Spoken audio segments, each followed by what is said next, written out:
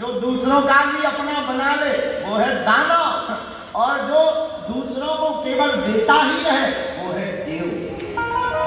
अब तुम्हें विचार करना पड़ेगा कि आप हो क्या। 3 नंबर में से कौन से नंबर, देने वाले, हड़पने वाले, या फिर जय जय सीताराम।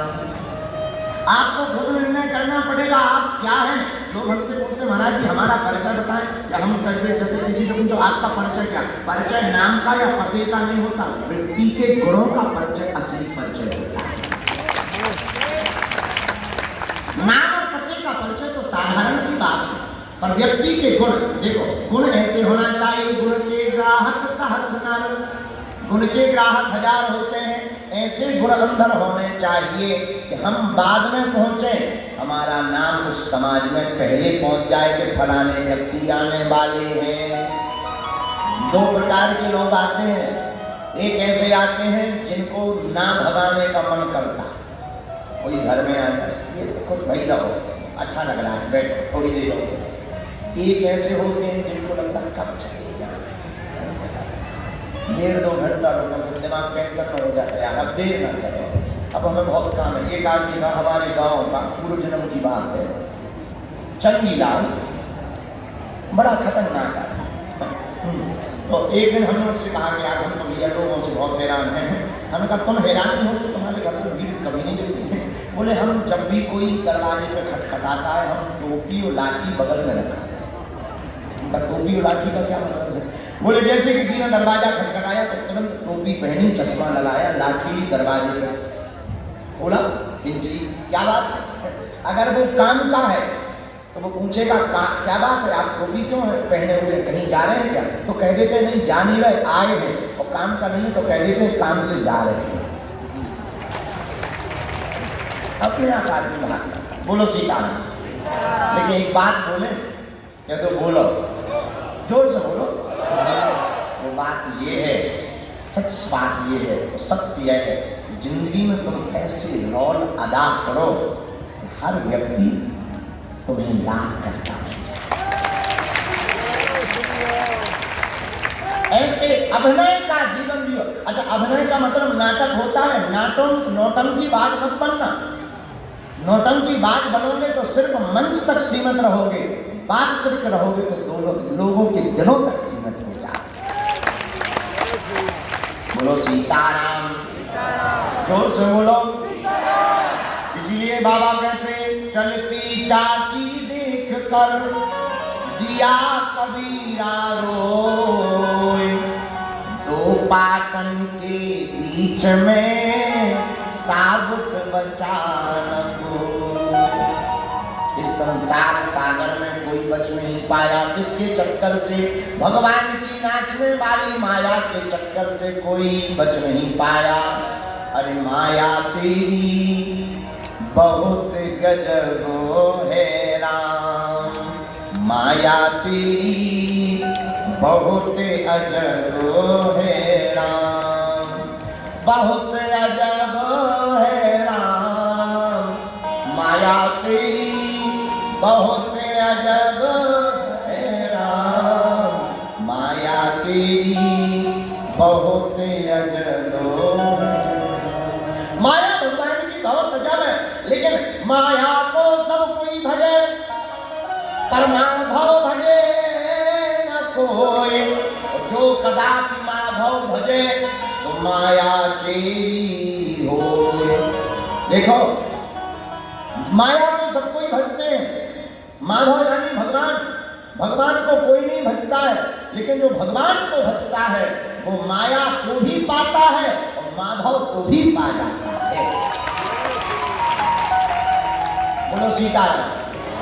अच्छा ऐसे समझो, ज्यादा समझाने से आपको कठिन होगा, सीधे सीधे समझाने से सरलता होगी। मान लो तुम्हारी बुआ जी तुम्हारे घर पर आए, कितने दिन नहीं, 10-15 दिन, ज़्यादा प्रेम में महीना भर 2 महीना भर जाएंगी तो अपने घर, हाँ जी या ना जी। लेकिन अगर फूफा जी को ही बुला लिया जाए साथ में, फूफा जी को ही अगर साथ में बुला लिया जाए और बच्चों को भी बुला लिया जाए तो फिर बुआ जी क्या है, जाएंगी क्या? कहाँ जाए, घर पे ही रहेंगे, जहाँ फूफा जी बच्चे वही बुआ जी। यही हम तुमसे कहना चाहते हैं कि अगर तुम माया को भजोगे तो माया कौन है? माया का नाम लक्ष्मी। लक्ष्मी का भजन करोगे तो लक्ष्मी का भजन करने से कितने दिन टिकेगी? 10 दिन, 15 दिन, 10 साल, 5 साल तो जाएंगी तो नारायण के ही पास। लेकिन अगर तुम नारायण को ही अपने हृदय में विराजमान करवा लोगे तो माया और माधव दोनों तुमको प्राप्त हो जाएंगे। बोलो सीताराम। देखो है बढ़िया उपाय, लेकिन हम लोग भी बड़े खतरनाक लोग हैं। दीपावली को कहते हैं ओम जय लक्ष्मी माता, मैया जय लक्ष्मी माता। लक्ष्मी माता तुम भरा जाओ, माँ की जय जय सीताराम। कई लोग तो उल्लुओं को भी पकड़ते हैं। लक्ष्मी माता का वाहन है उल्लू, उल्लू को रख लो पैसा बरसेगा। आदमी भी इतना खतरनाक, 20 नाखून का कछुआ रख लो पैसा बरसेगा। अरे भाई बरसेगा कहाँ से? हो गई नहीं तो कहाँ से आएगा हलवा? बोलो सीताराम। कर्म ही नहीं करेंगे, लेकिन लोग हैं, लोगों की भावनाएं बड़ी गजब हैं। बताओ ऐसा रख लो। एक आदमी हमें मिला, हमने कहा और बताओ तबीयत ठीक है? बोले तबीयत तो ठीक है पर दवाई काम नहीं कर रही। हम कहा दवाई तुमने खाई है? बोले खाई नहीं है, डॉक्टर ने कहा था इसे अपने पास रखो, सुबह शाम देखते रहना। हम देख रहे हैं। देखने से अच्छा एक बार हमने एक घोड़ा लिया, घोड़ा, और घोड़े को हमने, हमारा एक चेला था, उससे कहा कि इसे सुबह शाम पानी भी खाते रहना, खिलाते पिलाते रहना, ठीक था। लेकिन उसने खिलाते पिलाते नहीं सुना, दिखाते पर सुना। 3-4 दिन बाद जब हम घर से पत्रों घोड़ा हड्डियाँ निकल गई, पूंछ भर लग गए।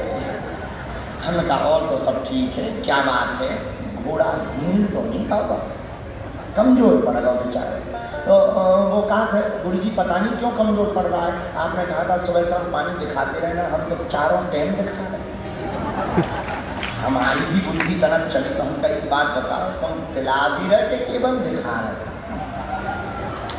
बोले नहीं आपने कहा था दिखाते रहना, दिखा तो रहे थे पर खिला नहीं रहे। अब बताओ ऐसे लोगों से क्या समझाया जाए? यही हम तुमसे कहना चाहते हैं कि हम लोग ज्ञान तो सुनते हैं और कथा भी बहुत सुनते, कई लोगों ने बहुत कथा सुनी, बहुत प्रवचन सुनी है, कई बार सुनी, अच्छा लेकिन सुनते तो उतारते नहीं। वही हाल होता है कि सुन तो लेते हैं, चरित्र में जब उतारते नहीं है तो कथा काम नहीं आती है, कथा पर पंडाल तक सीमित रह जाती है। अपनी बोली ले गए और फटकार करके चले गया। सीताराम। तुम्हारा ज्ञान तुमको फिर वही हाल होता है। एक जगह हमने की राम कथा, बगल में गांव है गंज, बहुत पूर्व जन्म की बात है। हमने राम कथा की, हमारा एक चेला चंगीलाल, 9 दिन बाद हमने चंगीलाल से बाकी लोगों से पूछा कि और बताओ कथा समझ में आई? चंगीलाल बोला हमें और कथा समझ में आई, आपने समझाई कम, हमें ज़्यादा समझ में आई। हमने कहा हम ही रखते जो हमें समझ में नहीं आई, तुम्हें तो समझ में आई। क्योंकि चंगीलाल की भी गुरु की इज्जत रखने के लिए कुछ क्वेश्चन करो, कम से कम कुछ तो पूछो। बोले अरे क्या पूछो, आपने जो समझाया आपने सब समझ में आया, ज्ञान कथा पूरी, कम से कम गुरु की इज्जत तो रखो। बोला और तो सब समझ में आई, एक बात समझ में नहीं आई। उनका वो बात पूछो, कोई बात पूछो। बोले राम राक्षस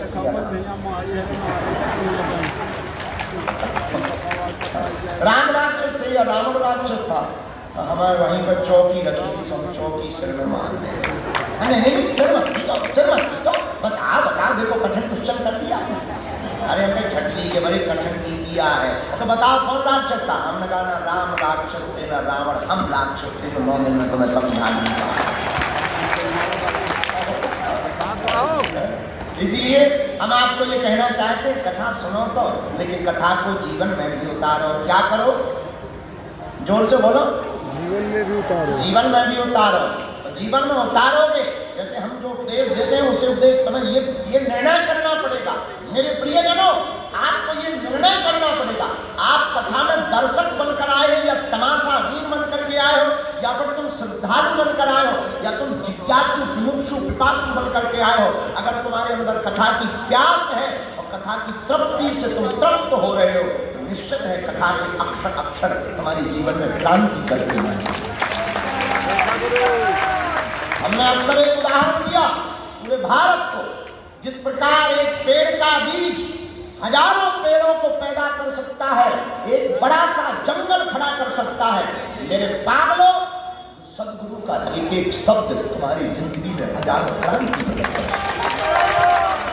गुरुदेव का एक एक वचन तुम्हारी जिंदगी में क्रांति दिखा कर सकता है। लेकिन तुम्हें निर्णय करना पड़ेगा, तुम जिज्ञासु हो, क्या तुम प्यासे हो, क्या तुम मुमुक्षु हो, क्या तुम्हारे अंदर लालसा है भगवान के रस को पीने की। अगर तुम्हारे अंदर लालसा है भगवान के रस को पीने की, भगवान नाम पीने की, भगवत कथा सुनने की, मेरे प्रियजनों, तुम जहां रहोगे वहां शब्द शब्द तुम्हारे लिए अमृत की बूंद होगी।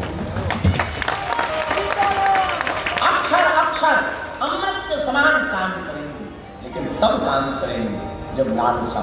ऐसे समझो, इसे बहुत भूख लगती ना, इसे रोटी, सूखी रोटी बड़ी मीठी है। इसे बहुत प्यास लगती है, वो फिर ये नहीं पूछता है पानी कुआं का है या नदी का है या हैंडपंप का है।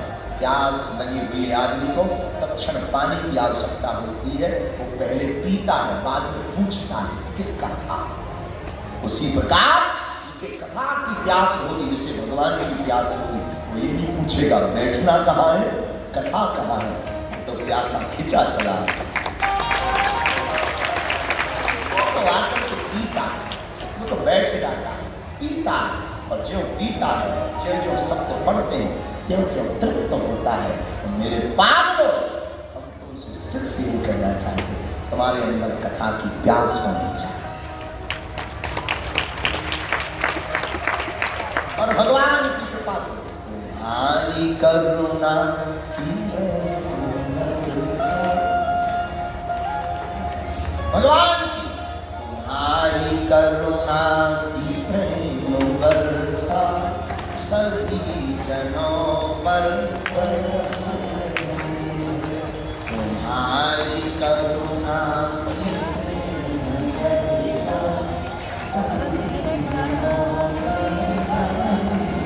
भगवान के लिए ना कोई छोटा है ना बड़ा, भगवान को सब प्रिय। भगवान ये नहीं देखते कि तुम किस जाति के हो, पढ़े लिखे हो, कैसे हो। भगवान सिर्फ ये देखते तुम्हारा भाव कैसा है, इसका भाव चाहिए। भगवान इसको मिल जाते हैं, भगवान इस पर जय जयकार कर देते। हमारे बागेश्वर बालाजी की निराली शान है। हमको एक गीत याद आ रहा बागेश्वर बाला का, तो सुना वो सुनाते हैं, तो कथा सुना वो तेरी अजब निराली शान।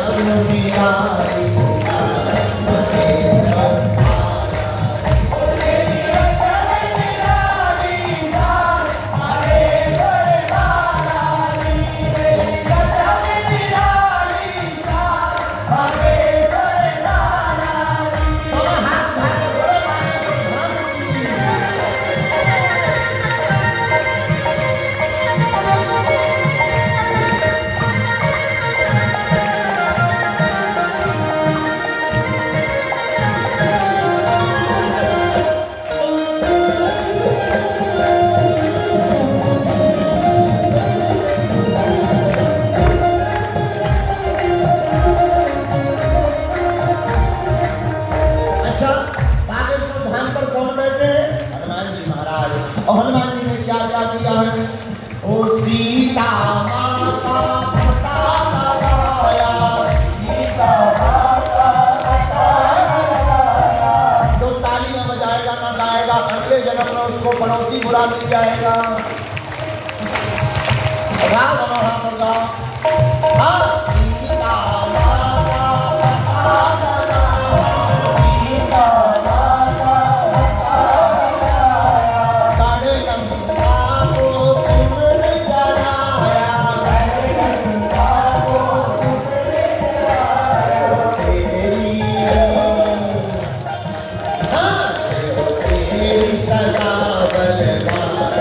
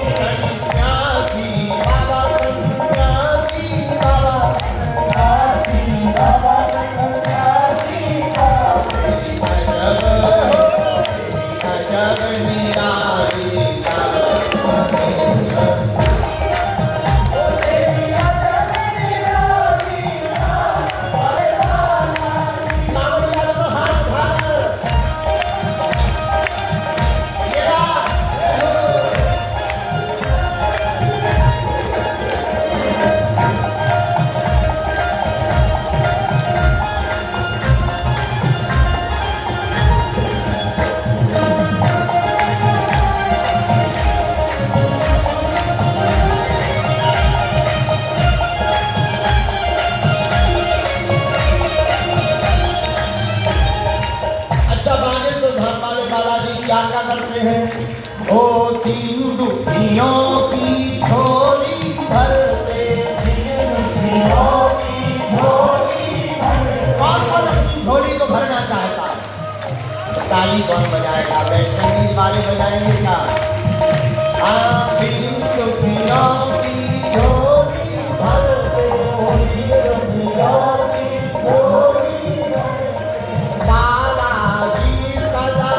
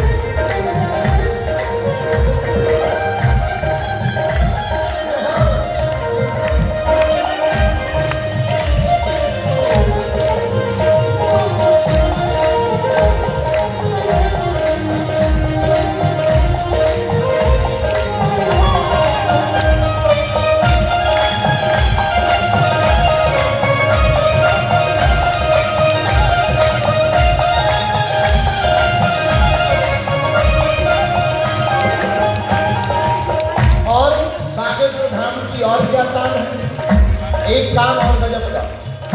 ओ भूत प्रेत को मार भगाते, भूत प्रेत को मार भगाते, भूत प्रेत को जन्म भगाते, भूत प्रेत को मार भगाते, जन्म भगाते हमारे भगाते, भगाते हमारे भगाते। जो नर नारी श्रद्धा से आते, जो नर नारी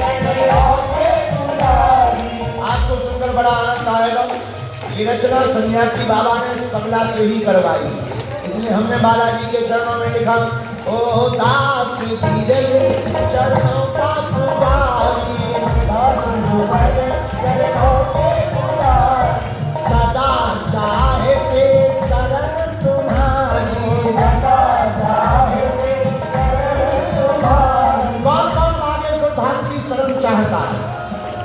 पक्का की कच्चा? एक दिन के लिए या जिंदगी भर के लिए? दोनों हाथ उठा करके, ओ सदा चाहे शरण तुम्हारी, अन्ना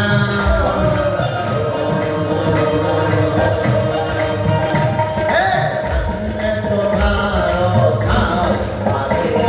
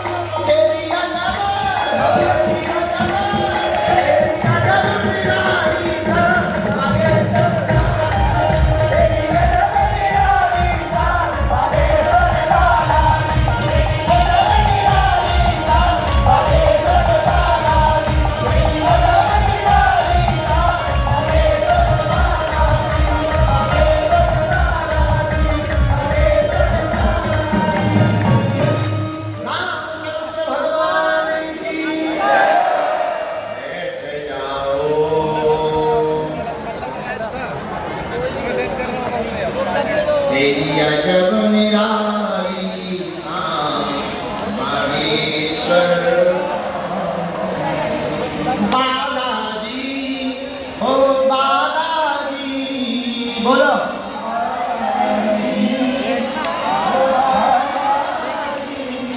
बालाजी, ओ बालाजी,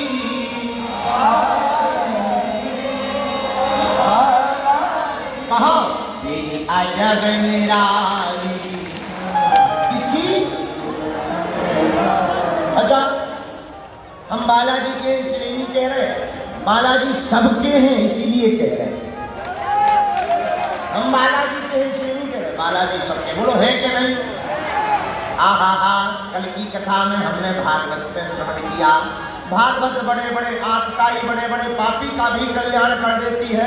महापापी मर भी जाए, उसके मरने के बाद भी उसके नाम से भागवत कथा को करवाया जाए, उसका भी बेड़ा पार हो जाता है।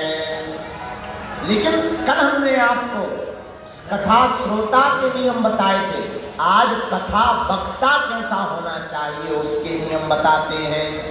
सुनो, किसके मुख से कथा सुननी चाहिए? विरक्तो वैष्णवो विप्रो वेद शास्त्र विशुद्ध कृत दृष्टांत कुशलो धीरः वक्ता कायोति निस्त्रः। श्रीमद् भागवत में वर्णन आया, जिसके मुख से कथा सुनो वो कैसा हो। पहला लक्षण, जिसके मुख से कथा सुनो वो विरक्त होना चाहिए। अच्छा, ये विरक्त क्या है? क्या सन्यासी? नहीं नहीं नहीं, विरक्त का मतलब जो धनोपार्जन के लिए कथा ना करे, भगवान की भक्ति बढ़ाने के लिए भगवान की कथा करे। विरक्तो दूसरा लक्षण वैष्णवो, वैष्णव होना चाहिए। कई बार ऐसे मुख से हम लोग कथा सुन लेते हैं जिनके मुख विचित्र ही होते हैं। देखो, विचित्र मुख वाले व्यक्ति, विचित्र विचार वाले व्यक्ति के मुख से कथा सुनने से विचारों की अशुद्धि होती है, विचार अशुद्ध होते हैं। ऐसे लोगों से बचना ही श्रेष्ठतम उपाय है। कैसे? जैसे एक गांव में एक आदमी दीपक लेकर जा रहा था, एक तार्किक व्यक्ति मिला। उसने कहा, क्यों, कहाँ जा रहे हो?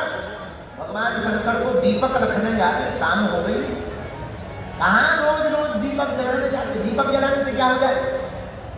तुम्हारे भगवान अपने हाथ से जब दीपक नहीं जला सकते तो तुम्हारे अंदर क्या ज्ञान का दिया जलाए?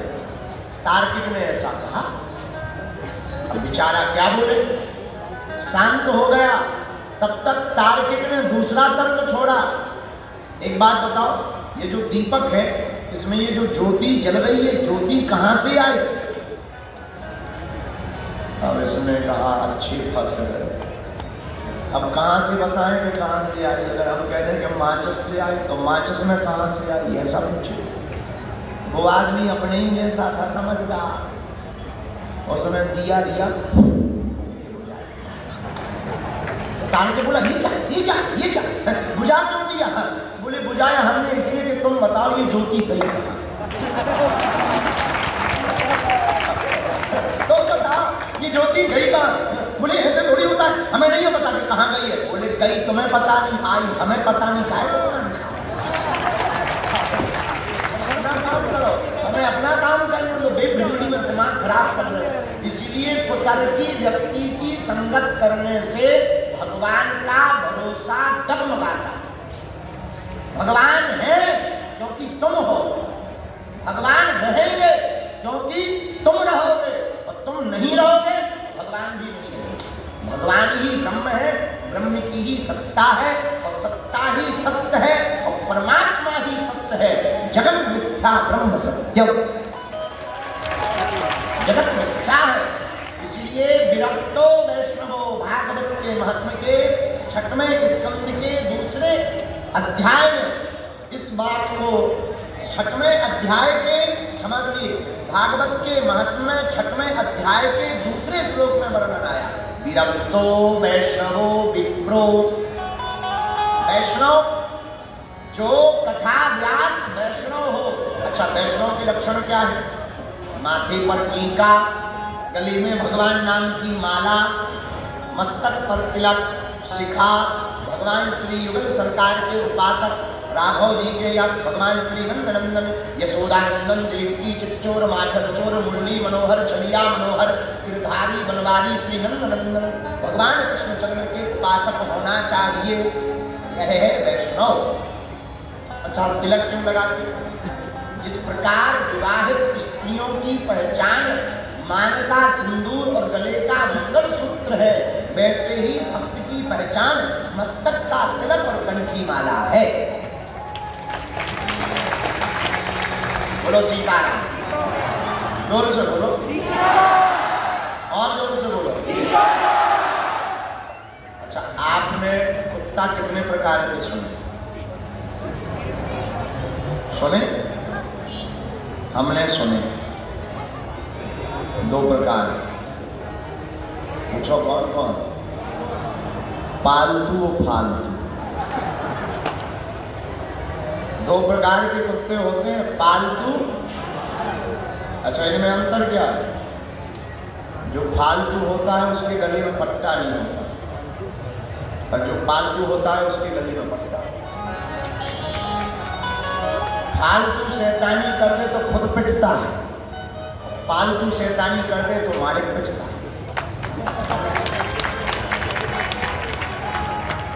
पर अंतर क्या? एक के गले में पट्टा, एक बिना पट्टे का। जिसके गले में पट्टा हो वो समझ जाओ फालतू है, और वो शैतानी कर दे तो कुत्ते को नहीं पीटा जाता, मालिक को ढूंढा जाता, उसको लाओ जेल डालो। फालतू गड़बड़ी करते तो कहीं कहीं कहीं लाओ, हाथ पाँव जाके हड्डियां बिल्कुल उनसे चाउमीन सी पसंद जाती है। हाँ, बचने वाला नहीं है। हम तुमसे यही कहना चाहते, तुम्हें निर्णय करना पड़ेगा, तुम पालतू हो कि फालतू। पालतू हो तो गले में भगवान के नाम की माला होनी चाहिए, गुरु की माला, भगवान की कंठी, गुरु के द्वारा दी हुई भगवान की कंठी जिसके गले में हो जाती है वो भगवान का पालतू हो जाता है। पर अगर कोई अपराध हो जाए उससे, तो फिर उसको नहीं खोजा जाता, उसके मालिक को खोजा जाता है। विरक्तो वैष्णवो, दूसरा लक्षण वैष्णव के मुख से भगवान की कथा को सुनना चाहिए। तीसरा विप्र होना चाहिए। विप्र का मतलब परंपरा अंतर्गत जब तो पवित्र संस्कार के द्वारा जो संस्कृति और संस्कार को सुरक्षित संरक्षित रखे हुए हैं, गुरु के द्वारा गायत्री मंत्र की दीक्षा ले रखी हो, ऐसे वक्ता के मुख से ही भगवान की कथा सुननी चाहिए। कई लोग हमारे पास आते हैं, पंडित जी, अरे गुरु जी, हमने बहुत भगवान की कथाएं सुन ली, कल्याण नहीं हुआ। कल्याण क्या ठाक होगा? पहले के जमाने में जब कथाएं होती थी तो पुष्पक विमान आता था। एक पत्रकार ने हमसे पूछा, आजकल इतनी कथाएं हो रही, पुष्पक विमान तो दूर की बात है, बैलगाड़ी तक लिया, क्या बात? हमने कहा ठंडी के बड़ी सुनो। वो बोले नहीं, एक बात बताओ, कहीं पुस्तक बदल तो नहीं थे, भागवत बदल तो नहीं थे? हमने कहा भागवत तो नहीं बदली, भागवत तो वही है, पर ना तो सुखदेव जी जैसा कोई वक्ता बचा है और परीक्षित जी जैसा ना कोई श्रोता बचा है। दोनों अगर मिल जाए तो आज भी पुष्पक विमान प्रकट हो सकता है। जय श्री राम। अब श्रोता भी सोच रहा है कि भाड़ में गया, यजमान भी सोच रहे हैं श्लोक हो या ना हो, हमारा नाम फेमस हो जाना चाहिए कि हमने भागवत करवाई। और वक्ता भी सोच रहा है कि भगवान प्रसन्न हो या ना हो, बस 50,000 की गद्दी एक्स्ट्रा आ जाना चाहिए, इसीलिए कल्याण नहीं होता। इसलिए शास्त्र कहते भागवत का महत्व 6वें अध्याय का 2रा श्लोक, विरक्तो वैष्णवो विप्रो वेद शास्त्र विशुद्ध कृता। जिसने वेद शास्त्र को पढ़ा हो, गुरु मुख से सुना हो, गुरु मुख से जाना हो, गुरु मुख से अध्ययन किया हो, परंपरा का पालन किया हो, ऐसे वक्ता के मुख से ही भगवान की कथा को सुनना चाहिए। अच्छा, पर लक्षण क्या? दृष्टांत कुशलो धीरा, समझाने में बड़ा कुशल हो, धैर्यवान हो, बहुत धैर्यता के साथ कथा करें। कई बार हमें ऐसा भूलना नहीं चाहिए, तो कई बार शायद हम भूल कर देते हो, पर अपनी तो नहीं, पर दूसरों की कमी ज्यादा दिखाई पड़ती है। कई बार ऐसे मंचों को विचित्र तरीके से कथाओं को प्रदर्शित किया जाता है। कथाएं चल रही, रंगमंचन चल रहा, ढोलक बारे बगल में, चबीटा बजा रहे, लड़ाई हो रही बीच बीच में, भागवत चल रही है और लोग उसको भागवत भी कहते हैं। ऐसे में लोग भागवत, एक बार ऐसी भई थी भागवत एक गांव में। एक बार क्या हुआ, एक पंडित जी काशी से पढ़ के आए, काशी से पढ़ के पंडित जी आए, रेलगाड़ी पे बैठे, ट्रेन पे गांव आए पढ़कर। तो ट्रेन पे जैसे ही बैठे तो ट्रेन पे ही उनकी जेब कट, किसी चोर ने जेब काटी। अच्छा, चोर भी बड़ा खतरनाक होने, पंडित जी ही मिले, जेब कट गई। जेब कटी तो पैसा तो चले गया, सोचा ठीक है, जो टिकट थी वही चली। रेलवे स्टेशन पर गाड़ी रुकी, पंडित जी ने सोचा कुछ फल खाएं, तो फल खाने को जैसे ही पंडित जी गए, जेब में हाथ डाला, सवार का पार हो गया, जेब ही कट गई। तो फल वाले से बोले कुछ है ही नहीं है, क्या तुम्हें दे दें, हम तो खुद बर्बाद हो गए। तो फल वाला सज्जन था, उसने कहा कोई बात नहीं पंडित जी, एक सेव फल तो खाई तो पेट में आहार चला जाए। अब पंडित जी ने विचार किया, जेब तो कटी गई, ऐसे जाएंगे कहीं पकड़े जाएंगे और ट्रेन में टिकट तो होनी ही चाहिए, पाप का काम नहीं करना चाहिए, क्या करें, चलो पास में कहीं भागवत सुनाते हैं, भागवत सुनाएंगे, दक्षिणा मिलेगी तो टिकट का काम हो जाएगा। उन्होंने कंबल लिया, भागवत की पोथी बनारस से लेके आई तो उसे सिर पे रखा और रेलवे की पटरी चल पड़ी। रेलवे स्टेशन के बगल में एक छोटा सा गांव था। गांव, उन्होंने सोचा इसी गांव में भागवत सुना जाए। पुराना जमाना, उस जमाने में सरपंच को पटेल कहते थे। क्या कहते थे? पटेल। पुराना जमाना। गांव में गए तो गांव में पंडित जी का घर पूछा, यहाँ कोई पंडित जी रहते हैं? तो किसी ने कहा है हाँ, एक पुरोहित जी रहते हैं। उनके यहाँ गए। पुरोहित महाराज सीताराम। वो पंचांग खोले बैठे, अपने मस्त ऊपर देख लिया, हाँ सीताराम। बड़े घमंडी टाइप, अकेले थे गाँव में। पंचांग खोले तो इन्होंने पंडित जी ने बनारस वाला, पंडित जी हम बनारस से आए हैं, बनारस से, काशी से आए, काशी से। तो वो पुरोहित जी ऊपर आंख उठा के बोले काशी से आओ चाहे कलकत्ता से, हमें क्या लेना देना? तुम काशी से आओ चाहे कलकत्ता, हमें क्या लेना? अरे बोले नहीं, बात ये है हम भागवत करते हैं, भाग। अब उस जमाने में उतनी भागवतें होती नहीं थी, अब तो चलन जा रहा। तो बोले भागवत करते तो हम क्या करते हैं? बोले करें कुछ नहीं, आप अपने गांव की पटेल से कहो कि हमारी भागवत करवाओ। हमारा पटेल ऐसा नहीं, वो दिन तेरा में नहीं पता, ज्यादा धर्म कर्म में नहीं पता, जाओ कहीं और करो भागवत। पंडित जी को बड़ा बुरा लगा, काशी वाले पंडित जी को। बताओ, इन्हें बोलने की भी तमीज नहीं। इन्होंने मुंह फेरा और कहा कि जो जात को ना जाने सुना जाने कौन जात को आए। तो पुरोहित जी को थोड़ा बुरा लगा।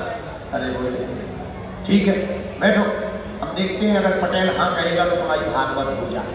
अच्छा, पुरोहित जी को भी पता नहीं था कि भागवत होती क्या। वो पटेल के पास गए, बोले पटेल साहब अगर बुरा ना मानो, अपने गांव में भागवत ना हो जाए।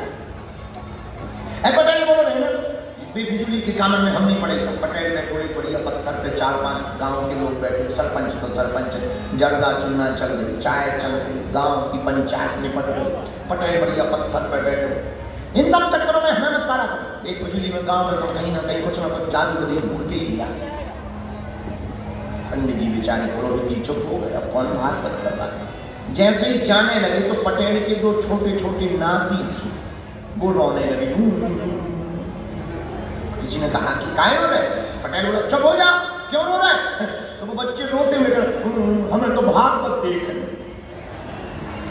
उन लड़कों के जान भागवत कोई खेल है जिसमें से सांप निकला, चिड़ैया निकला, कछुआ निकला, उनके जान कोई खेल है। अब वो लगे हमें तो भागवत देखने, भागवत देखने, भागवत। अब पटेल को दिमाग खराब, चुप ना हो। सोई पटेल चिल्ला के पुरोहित जी से बोले लगा बोलिया दिखा तो ना कैसी यार भागवत, लड़का वाले रोज मरी जा रहे।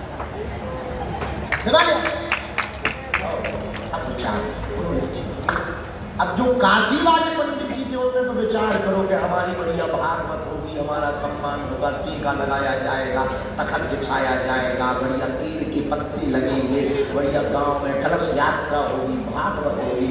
लेकिन पुरोहित जी आए, चलो भागवत दिखाओ। पंडित जी बोले नहा तो लेने दो। अरे बोले तुम्हारे स्नान में पटेल के नाती मार गए, फिर रो रहा है, बाद में स्नान कर लो, दिखाओ चलो।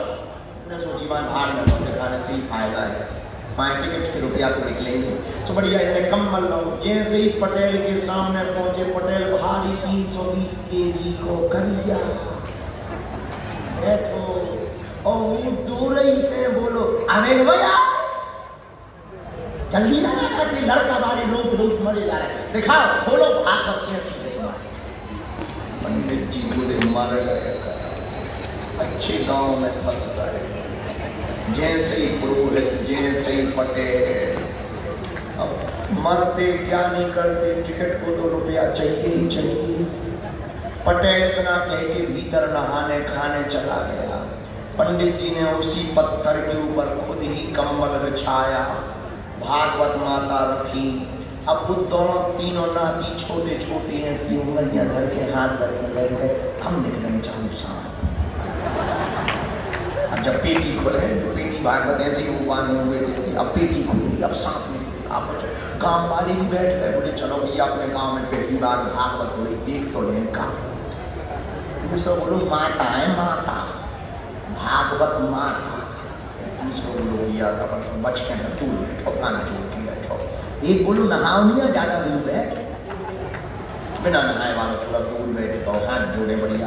अब पंडित जी ने मंगलाचरण, काशी के पढ़े लिखे विद्वान पंडित जी, उन्होंने मंगलाचरण किया बढ़िया भगवान कृष्ण का, बढ़िया सच्चिदानंद रूपाय विश्वोत्पत्ति आदि हेतु तापत्रय विनाशाय श्री कृष्णाय वयं नमः, बढ़िया श्लोक बोले। अच्छा, पटेल की आदत थी कि वो खा के आता था तो उसी पत्थर पर सोता था, और वहां पंडित जी डेरा रहे। तो आया, कुछ देर तक तो वो सुनता रहा खड़े खड़े, अब उसे आई नींद। सो उसने पंडित जी की जान कोई तकिया बना के सो गया। अच्छा, सो गया सो तो ठीक है, स्लीप साउंड चालू, घुर का चालू। अब पंडित जी ने सोचा बड़ा गजब का चीज है, एक तो सो गया, ऊपर से जान पे लेट गया, जिसे दक्षिणा देना है वही सो जा, टिकट कहां से होगी? पंडित जी ने जगाया, पटेल साहब, अरे पटेल साहब उठिए उठिए, भागवत में नहीं सोया जाता है, अजगर बनोगे अजगर। और पटेल को कोई सोते हुए जगाता, जैसे ही जगाया जे बड़ी लाल लाल आंखें फेंक, पंडित जी का कुर्ता उड़ता पकड़ के उसने हिला दिया। पंडित जी ने कहा, भार में गई भाग, भार में गया। सब वो भी खाए पिए थे, 12 साल घी और रोटी के बढ़िया पहलवानी सभी, उनने बांधो लंगोटा और पकड़ के पटेल ने 2 झटका। दो पटेल के गले से पटेल ने लिए पटा, एकदम फिरता सु। गांव वाले बोले, भैया बचियो, भागवत माता चढ़। गांव वाले बोले, भैया बचो रे बचो बचो बचो। अब पटेल पंडित जी के, पंडित जी पटेल के, धनंजय पंडित जी पर, धनंजय पटेल पर ये पत्रों सो हमारे जैसो आदमी। बोलो, बड़ी कृपा है भागवत माता की, नेताजी पे चढ़। अगर हम पे चढ़ जाती तो हमें तो इतनी मुक्का में चलो। गांव वाले देखे कोई बचा, यार ये भागवत माता तो बहुत तेज होती। एक गड्ढा खुदा हुआ पड़ा था पानी के लिए, दोनों लड़ते लड़ते उसमें। अब पंडित जी खाए पिए के तो पटेल हाथी भर गए, सब पटेल डरे हैं, पंडित जी ऊपर गए। अब पटेल की लड़का और पत्नी ने सोचा कि 2-4 मिनट और फंक्शन चल रहा था, इतने में हमारे पति का काम हो जाए। सोई ऊपर से हाथ जोड़कर पटेल की पत्नी बोली, हे भागवत माता, एक गाय हमसे दान में ले लो, पर हमारे पति के प्राण। पंडित जी ने सोची, ऐसी तो टिकट मिली नहीं है, ऐसे सो रही। सोई पंडित जी ने ऊपर की तरफ देखो, एक घुड़का और बना के, मैं जिस पर चढ़ जाती हूँ छोड़ती नहीं।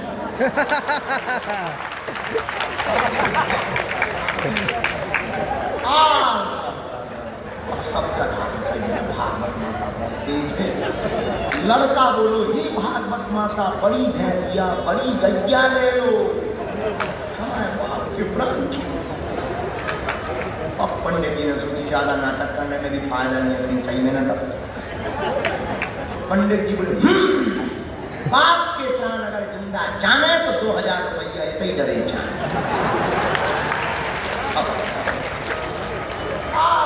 अब ऐसे मौका पे कौन जाए? लड़का भगत भगत गाँव जल्दी जितने घर में रखे थे, माता जी के घर में पड़ोसी के आसान बटोर बटार के पकड़िया मंदिर ऊपर फेंकी, ले भागवत माता। पंडित जी ने आवती के 2 और थप्पड़ लगा, ऊपर की तरफ देखा, नशेनी डालो।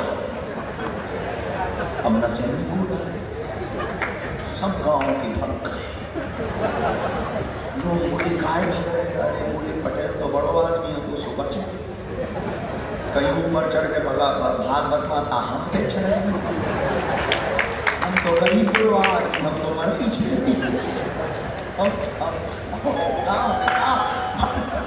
अब कहेगा कि नशेनी बोल डाले सब कराए। लड़का ने डरते डरते नशेनी डाली भागवत माता बढ़ के पंडित जी उठ के ऊपर बढ़िया उन्हें कपड़ा फटका कम्बल लटका भागवत के पांव पर भाग में टिकट चल टिकट भागवत ली बढ़िया नचल गए। गाँव के लोग पेड़ों पे चली एक बोलो अगर नचत चल जाए, दूसरों बोलो अगर खेल रही खेल अब जब दूर चली पटेल को निकालो, पटेल को रस्सन में मारो निकालो, पटेल हाथ पूरा छपी लोगन ने फटका और पीठ ठोकी पटेल की गांव में। बोले पटेल आज मैंने 7 गांव में झंडा गाड़ दो धर्म। आज तक कोई भागवत नहीं सुन पाओ, मैंने भागवत पूरी सुन। और पटेल भी राजनेता याद, वो भी हाथ जोड़ के बोले ये सब हमारी जनता जनार्दन का आशीर्वाद है।